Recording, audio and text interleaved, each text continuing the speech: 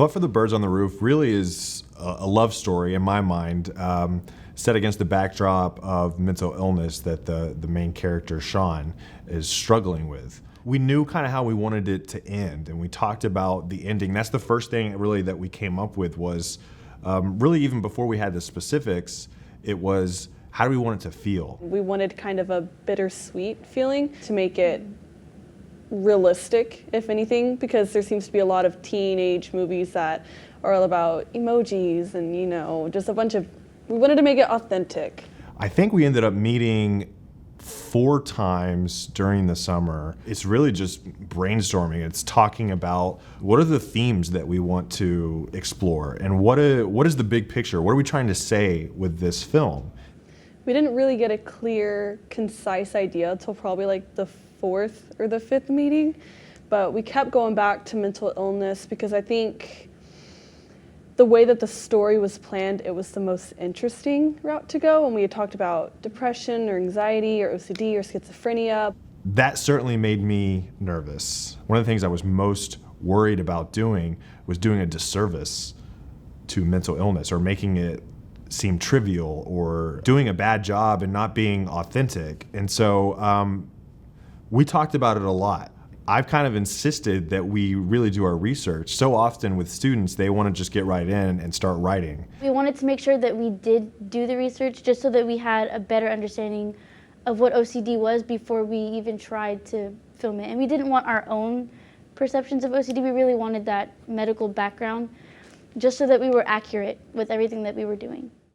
Let's see, 3 o'clock. We didn't do anything stupid yesterday. 4, 5, 6, 7. How many hours did I sleep? How many hours did I sleep? How long did I sleep for? I'm feeling lightheaded. My heart's feeling a little lightheaded. I'm feeling lightheaded. I don't feel good. My heart's beating. I don't know if I feel all right. I think I feel all right.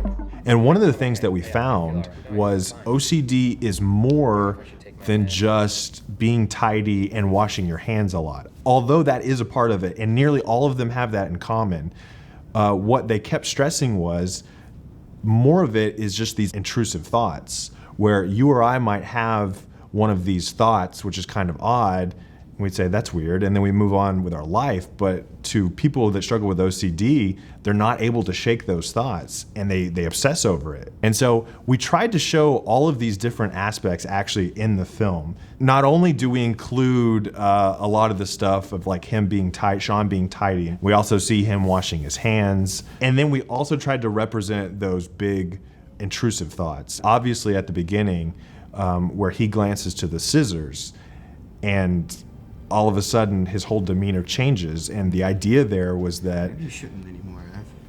He's just struck with just this What do you mean by that? disturbing thought of possibly hurting her.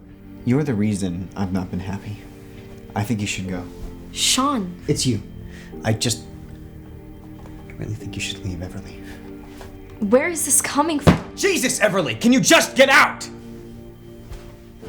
I thought it was really interesting. I think it's good that it's not just a story, it's talking about like an important topic that's not talked about enough. I didn't even really know a lot about OCD. What really struck me was it's very grounded, and I have a few people in my life who deal with OCD and really deep-ridden anxiety, so it was really easy to kind of draw from that sort of thing and kind of relate to the story.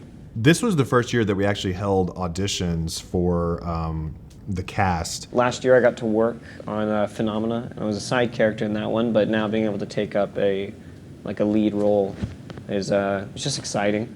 I relate to Sean in the same way that I think a lot of people would. A lot of people have anxieties that they probably don't talk about as much, about the way their relationship is going or things that they might not be able to achieve or just themselves in general. I think when he came in and read it, it was very obvious that like he's perfect for Sean. And so for Sean, it was a pretty easy decision. But there were just so many admirable candidates to like play Everly, and so it was really a tough decision between, these last 2 girls. But we rewatched their tapes again, and I think Abby and I came into agreement, and so did some members of the crew, that Emily was the perfect fit for Everly. It took, I think, days at the end to decide the final people. That's how hard it was of a choice. Fortunately, Sarah Kuba, who's a theater teacher at Fairmont Junior High and is incredibly talented, called her and was like, would you be willing to do this? She had taught Gavin when he was in junior high, so she was excited to be able to have an opportunity to kind of act opposite him, and she agreed to do it, and she did an incredible job. Oh my God, we're back again. Why? What is happening? We're on the way back, though. Yeah, we are. Don't even act like you're too good for the backstreet. I'm not. No, that's not what I was saying. Homie can really. I can dig it.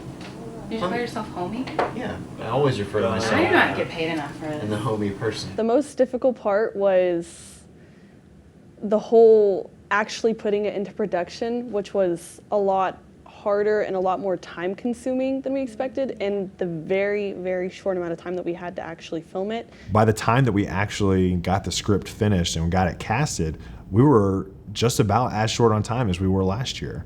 The difference is this year, it was a lot more ambitious in terms of logistics. So last year it took place in the school at night.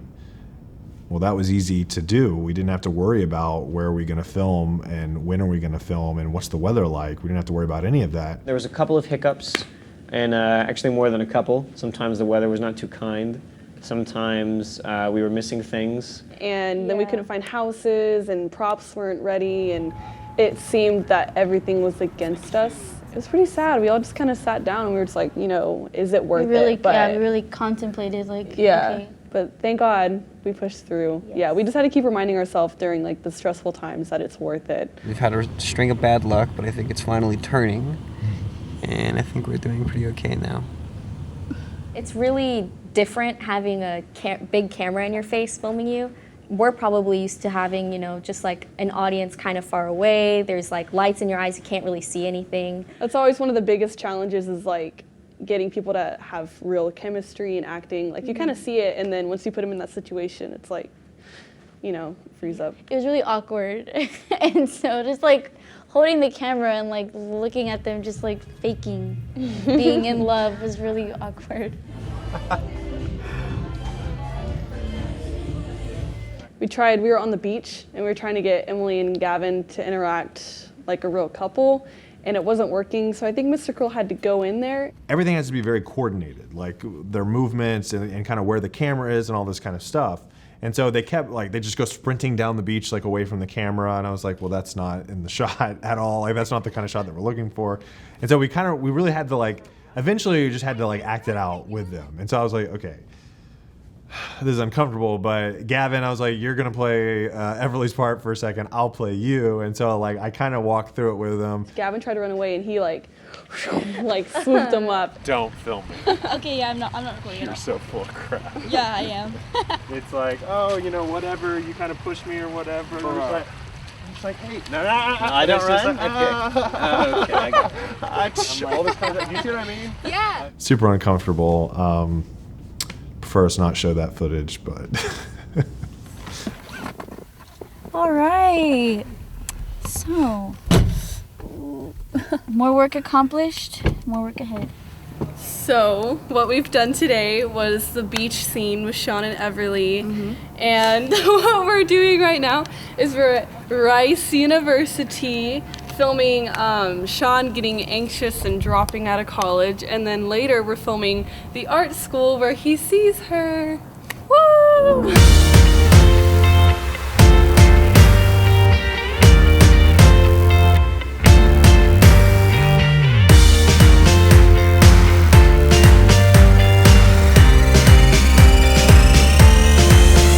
Mr. Kroll always said the filming's gonna take longer than you think, and I'd always be like, okay, whatever. And then it would turn to hours past the time that we needed to leave, and that's something I definitely took away. We really didn't have a lot of time to edit.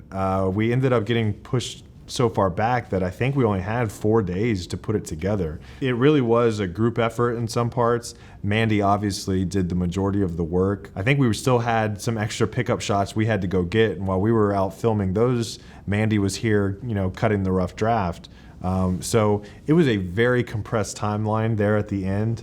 And one of the things that took so long, and this is always the case, but specifically this year, there's a 7-minute time limit for UIL, and the first cut was 11 and a half minutes. And so I think the hardest part was taking away bits and pieces of the film in order to fit that.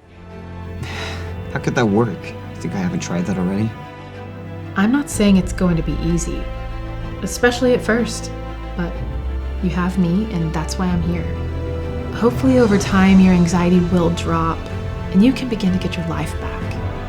I hope that the audience feels kind of bittersweet afterwards. Ideally, you know, they feel a little bit like our main character feels, which is kind of heartbroken at the end. And it's difficult to do in a short film just because you don't have a lot of time to get to know the characters before all of this happens. And that really was one of the struggles, was how in the world do we set up and establish all that we need to do so that there is that emotional connection at the end. Like the amount of detail that we put in it, and I'm not sure that it comes through when you watch the final film, but like all of the pictures that you see at the very opening shot, eventually you see Sean and Everly on the beach, and that comes back around and you see the exact moment where that happens, where kind of he grabs her on the beach and she reaches up to take the selfie, and that's the picture that's on his dresser, and also them as children, and then we see them as children later on. We tried to come full circle with a lot of the stuff. So in the scene where he is overcome with anxiety at Rice, ultimately he gets to the door and he's just kind of frozen there, and then we find out that he didn't go in. So we thought it would be neat to kind of show him being able to better himself, and despite the kind of heartbreak there at the end, he's still able to move forward. And so that's why we ended with the scene where he again comes up to a door, and it's supposed to be a callback to that moment, except this time, where before he wasn't able to go in, he's able to grab the handle and open it and move on. So often in movies you see, you know, this happy ending or whatever, but life isn't always like that. In fact, more often than not, life is disappointments and struggles. And that's one of the major themes in this film, is moving forward even when things don't go as you expect them to. I hope that this can start a conversation about just mental illnesses in general, because a lot of people don't really talk about it. Despite the problems that you have, whether internal or external, that you can overcome those with perseverance and hard work, and that you're not limited by your anxieties about life, and that there's a way to overcome that and confront that through, whether it be therapy, you know, just help in any type of way, that it can be sought out and you can get help. Believe it or not, you're not the first person to experience something like this. This film really took a very similar trajectory as last year's film in terms of its path into the UIL. For the first round, they said nothing bad, and I was like, "Oh my God!" Yeah, like this is we got good. this Like, in the bag. we're doing like, great, yeah. Obviously, and then he was like, "Oh, they did this last year," and I was like, "Oh, okay." Yeah, because the third round was way more like Harsh. Yeah, than the first round. And so that's really where I started questioning, like, oh God, like, are we going to advance? It was kind of a roller coaster for me because I got an email saying, congratulations on advancing to state. And so I thought we had advanced, and then I went and looked, and our name was not on the list of 6 finalists for state. And it wasn't until I scrolled down that I see that we were nominated for this Nobility Social Impact Award. The students were certainly disappointed that, you know, we did not advance to state, but they were excited to get the opportunity to still go to Austin and be a part of it. The trip was really fun, and it was really cool. There was a bunch of kids there, and they were like selling popcorn. It was really cool, and we got to watch a bunch of other really good short films. The Nobility Social Impact Award recognizes films that highlight a social issue. All of the films that make it to state, they all get screened at the state finals. But for the Nobility Social Impact Award, they only screen the top 2 films. So there was a possibility that we might go to Austin on this trip, watch all these films, and not even get an opportunity to see ours. I was pretty calm the entire time until it came to the Nobility section. I was like, kind of tap in. I was just nervous. I was bouncing my knee. I was like, oh God. I was like, I just need to know. And as soon as we saw it like show up there, I was like, yeah, I felt like this surge of relief. Like, I was like, cool. I was just super excited, you know, that it doesn't feel like we came here for nothing. Like, we're at least going to get to see our film screened. And I know the students were excited. And I was just, you know, extremely proud of them because I think it came out really well. I still kept in mind that regardless of whether or not we came back with a plaque, you know, from state, we still made an amazing film. Look for the birds on the roof. Yeah.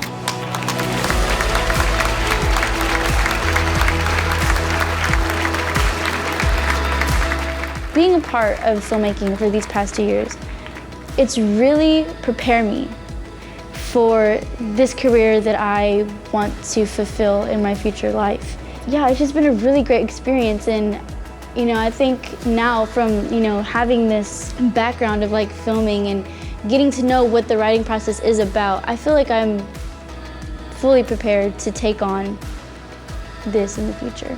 It's a really good experience for anyone that wants to go into that industry to see how long everything takes and how much planning. There were so many difficulties, but I'm very proud that we pulled it off. I enjoy doing it. I enjoy working with students to make this kind of stuff.